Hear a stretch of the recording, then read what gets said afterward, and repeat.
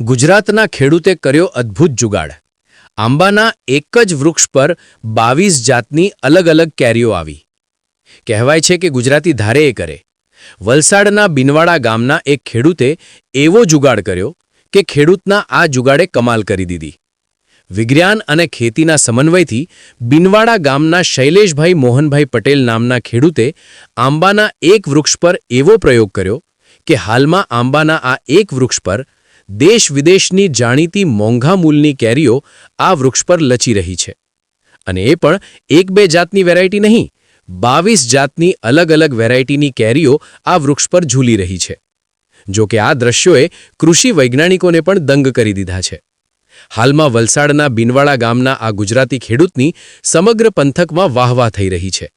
અને આ વિસ્તારના ખેડૂતો તેમજ લોકો શૈલેષભાઈ પટેલના આ અદ્ભુત સફળ પ્રયોગને નિહાળી ખેતી ક્ષેત્રે પ્રેરણા પણ લઈ રહ્યા છે।